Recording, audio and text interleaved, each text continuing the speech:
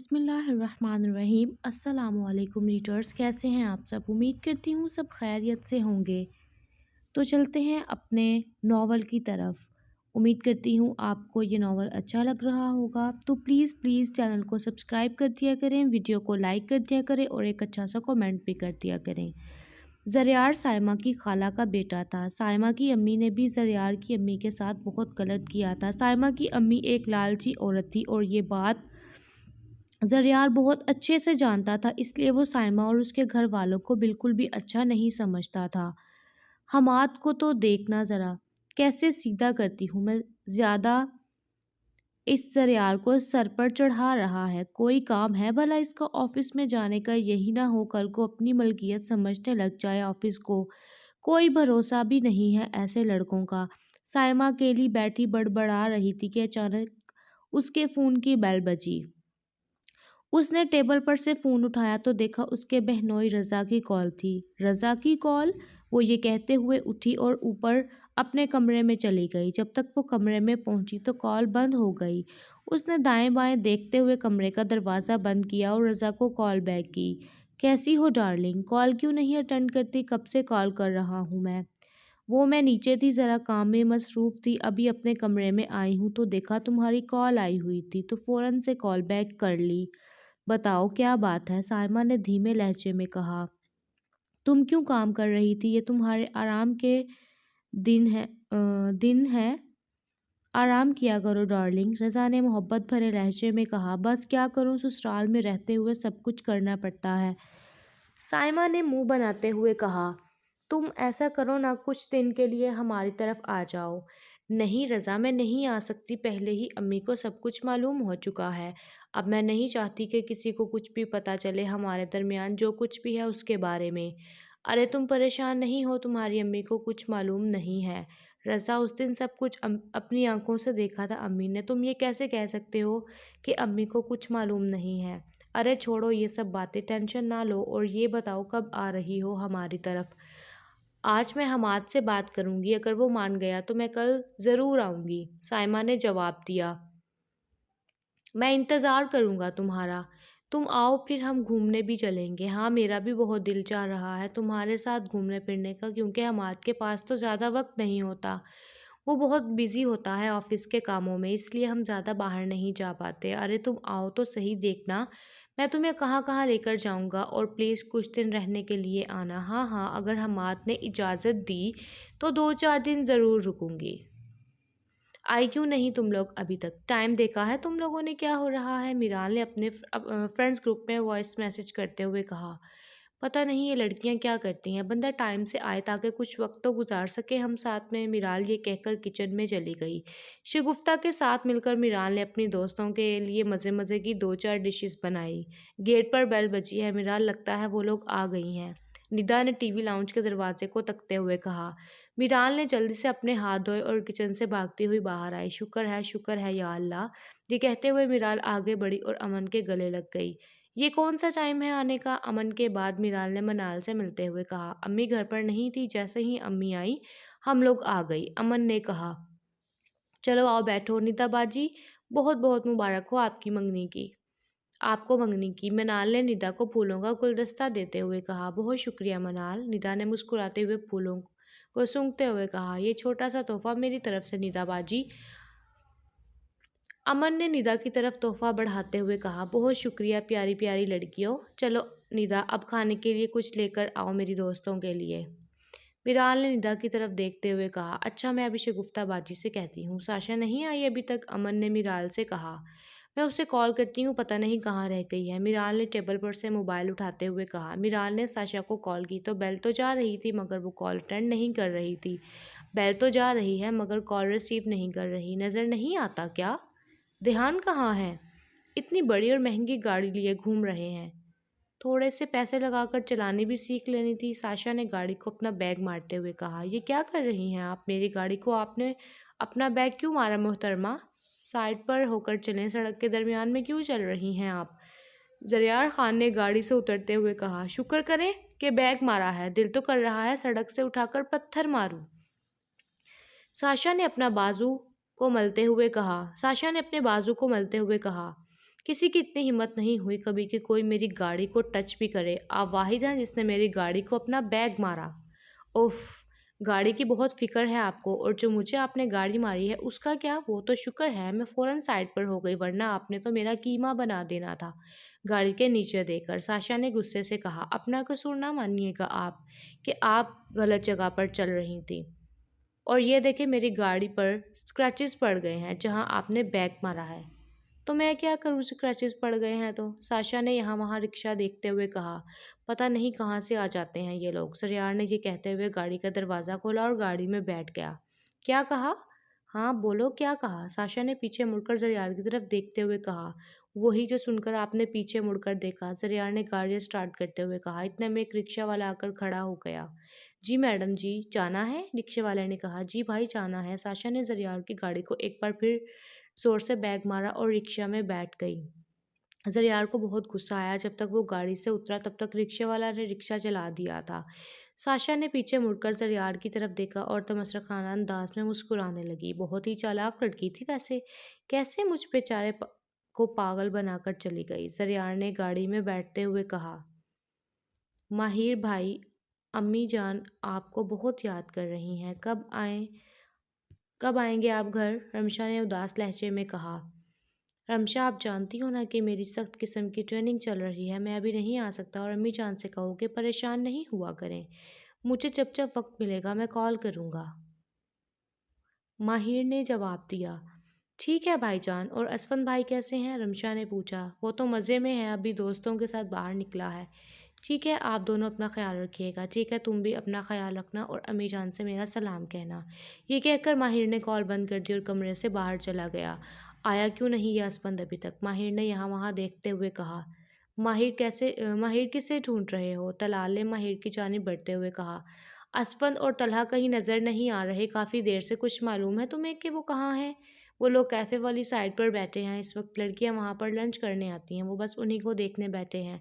मैं अभी वहाँ से ही होकर आ रहा हूँ, मुझे उन्होंने भेज दिया है वहाँ से। तलाल ने मुंह बनाते हुए कहा। आओ ज़रा तुम मेरे साथ इस तरफ। माहिर तलाल को लेकर कैफ़े की तरफ चला गया। जब वो वहाँ पहुंचा तो असफंद और तलहा के पास दो लड़कियां बैठी लंच कर रही थीं। जब असफंद की नज़र सामने खड़े माहिर पर पड़ी तो उसका निवाला हलक में फंस गया। मैं अभी आया। असफंद की हवाइयाँ उड़ गई थीं। तलाल ने मुश्किल से अपनी हंसी को कंट्रोल किया हुआ था। माहिर बस असफंद को घूरे जा रहा था। तलहा की नज़र जब असफंद पर पड़ी तो वो भी वहाँ एक्सक्यूज़ मी कहता हुआ उठकर चला गया। माहिर हाथ बांधे खड़ा बस उन्हीं को देखे जा रहा था। उसने अभी तक एक लफ्ज़ भी मुँह से नहीं निकाला था कि वो दोनों इसके घूरने से ही उठकर चले गए थे। वहाँ बैठी सब लड़कियां माहिर को आंखें फाड़ फाड़ कर देख रही थीं, मगर माहिर ने किसी एक लड़की की तरफ भी नज़र उठाकर नहीं देखा। वो वहाँ से वापस मुड़ा और अपने कैबिनेट की तरफ चला गया।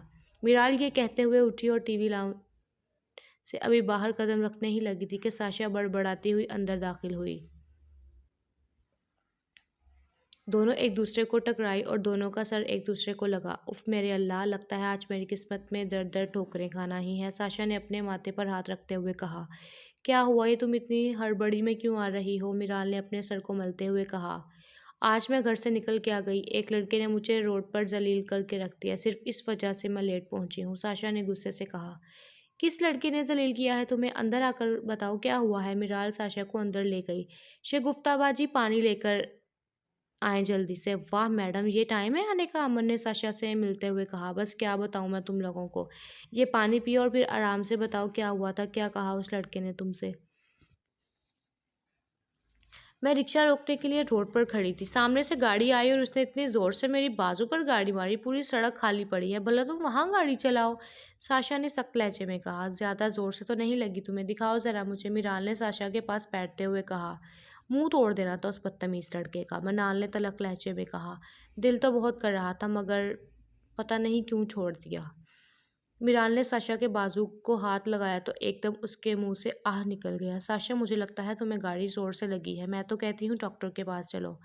मिराल ने उदास लहजे में कहा। नहीं यार, इतनी भी जोर से नहीं लगी। तुम लोग मेरी वजह से परेशान मत हो। खाना तैयार है मिराल बेटा, आ जाएं सब लोग डाइनिंग टेबल पर। शगुफ्ता ने कहा। चलो आ जाओ, खाना खाते हैं। चारों दोस्तों ने मिलकर बैठकर मज़े से खाना एंजॉय किया। खाना खाने के बाद मिराल उन्हें अपने बेडरूम में ले गई। अब तुम लोग यहाँ बैठो, लेटो, रिलैक्स करो। मिराल, चलो अपने कपड़े दिखाओ हमें, मनाल ने कहा। उठो, ये अलमारी खोलो और देख लो सब कुछ, इतना मैं शगुफ्ताबाजी से चाय का बोलकर आती हूँ। मिराल ये कहकर कमरे से बाहर चली गई। क्या हुआ अमन, इतनी उदास क्यों बैठी हो? साशा ने धीमे लहजे में कहा। कुछ नहीं यार, बस ऐसे ही। ये देखो कितना प्यारा ड्रेस है ना, मनाल ने अमन और साशा को दिखाते हुए कहा। हाँ बहुत प्यारा है, साशा ने कहा। चाय का मैं वो लाई हूँ, शगुफ्ताबाजी से इतना हम लोग बैठकर बातें करते हैं। अमन मुंह बनाकर बैठी हुई थी। क्या हुआ है अमन, मुंह क्यों बनाया हुआ है तुमने? तुम लोगों को क्या हो गया है? जब से आई हो चुप चुप हो, बोल ही नहीं रही, मिराल ने बेड पर बैठते हुए कहा। आज वहाज का मैसेज आया था, अमन ने धीमे लहजे में कहा। क्यों? अब किस लिए उसने मैसेज किया? ब्लॉक करो उसका नंबर अभी और इसी वक्त, मिराल ने तलक लहजे में कहा। क्या कहता है अब वो? साशा ने सर्द लहजे में कहा। कहता है एक बार मुझसे कॉल पर बात कर लो, बस एक बार, तुम उससे कोई बात नहीं करोगी?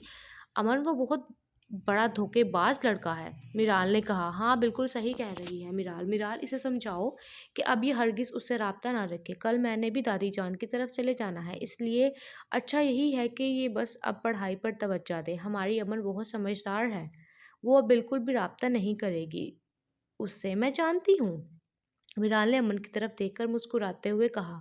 हाँ मैं नहीं करूँगी उससे राब्ता, मगर यार मैंने उससे सच्ची मोहब्बत की थी, उसने मुझे धोखा दिया।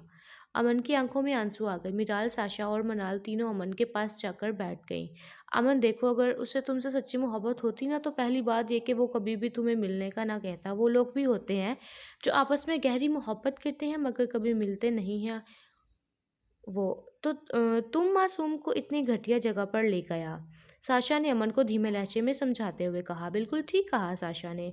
अब तुम निदा और फहद भाई को ही देख लो, पता नहीं कब एक दूसरे को देखा था उन्होंने, और ना ही उनके दरमियान कोई बातचीत थी, मगर मोहब्बत इतनी गहरी थी फहद भाई की कि डायरेक्ट रिश्ता ही भेज दिया। हाँ उसे मुझसे मोहब्बत होती तो वो ये सब करता ही क्यों? अमन तुम कैसे इंसान के पीछे अपने आंसू ज़ाया कर रही हो, जिसने तुम्हें ज़लील किया? हाँ बस करो, बंद करो ये रोना और जितना जल्दी हो सके उससे भूल जाओ, मिराल ने अमन के आंसू साफ करते हुए कहा। बदनसीब तो वो कमीना है जिसने तुम्हें धोखा दिया, तुम्हें ठुकराया, और अल्लाह का शुक्र है वक्त पर तुम्हारी जान छूट गई उस बदबख्त से, मिराल ने तलक लहजे में कहा। चलो आओ बाहर गार्डन में चलते हैं, फ़ोटोज़ बनाते हैं, मिराल ने बेड पर से उठते हुए कहा। हाँ हाँ चलो, मनाल ने कहा। इंसान के अंदर थोड़ी सी शर्म होती है जो तुम्हारे अंदर बिल्कुल भी नहीं है असफन शाह। हम यहाँ पर किस मकसद के लिए आए हैं? हम इतना पढ़ लिख कर यहाँ लड़कियाँ पटाने आए थे क्या? माहिर ने असफन को गुस्से से देखते हुए कहा। वो तलहा ले गया था मुझे, मैं तो जाना भी नहीं चाहता था उस तरफ। बेशक तुम पूछ लो उससे, असफन ने लड़खड़ाते हुए लहजे में जवाब दिया। असफन बस कर दो, तुम कोई छोटे बच्चे नहीं हो। अगर उसने कहा था तो क्या तुम्हारी अकल काम नहीं करती? अगर कल को तुमसे छोटी सी भी गलती हो गई तो इसका जिम्मेदार कौन होगा? समझ रहे हो ना तुम मैं क्या कह रहा हूँ? देखो असफन शाह, लड़कियों की इज़्ज़त बहुत नाजुक होती है, और तुम जानते हो ना हमारे घर में भी एक बहन है। शायद तुम लोगों को ये सब मजाक लगता होगा, लेकिन असफन याद रखना, मैंने यहाँ पर अगर तुम्हारी कोई भी बात सुन ली तो मुझसे बुरा कोई नहीं होगा। और ये मेरा प्रमोशन लेटर है, पढ़ लो इसे, और तुम कुछ ना करना चाहा हो वहाँ ही रहना, बाकी सब आगे निकल जाएंगे। माहिर टेबल पर प्रमोशन लेटर रखकर कैबिनेट से बाहर चला गया। माहिर की प्रमोशन हो चुकी थी, लेफ्टिनेंट से अब वो कैप्टन की पोस्ट पर आ चुका था। वो चाहता था कि असफन भी मेहनत करके आगे किसी मुकाम तक पहुंच जाए, मगर उसका फोकस तो सिर्फ लड़कियों पर था। असफन शाह ने जब लेटर खोलकर पढ़ा तो वो देखकर हैरान रह गया कि माहिर शाह कैप्टन की पोस्ट पर आ चुका है। उसे खुशी भी हुई और एहसास भी कि उसके माँ बाप ने उसे यहाँ बड़ा आर्मी अफसर बनने के लिए भेजा था, और वो लड़कियों के पीछे भागकर अपना फ्यूचर तबाह कर रहा है। वो वहाँ से सीधा कमरे की तरफ चला गया। कमरे में जब दाखिल हुआ तो कैप्टन माहिर शाह चाय का कप लिए बालकनी में खड़े थे। एक हाथ पैंट की पॉकेट में था तो दूसरे हाथ में चाय का गरम कप। बहुत बहुत मुबारक हो कैप्टन माहिर शाह, असफन ने बालकनी में दाखिल होते हुए कहा। कैप्टन माहिर शाह एकदम पीछे मुड़ा। असफन फौरन उसके गले लग गया। सॉरी कैप्टन माहिर, तुम सही कहते हो कि मुझे अपने गोल्स पर फोकस करना चाहिए, बाकी कामों के लिए तो ज़िंदगी पड़ी है, असफन शाह ने कैप्टन माहिर के गले लगते हुए कहा। मुझे बहुत खुशी हुई कि तुमने मेरी बात को समझा, अहमियत दी। अल्लाह तुम्हें कामयाब करे, बस तुम दिल लगाकर मेहनत करो कैप्टन, माहिर ने असफन की कमर पर थपकी देते हुए कहा।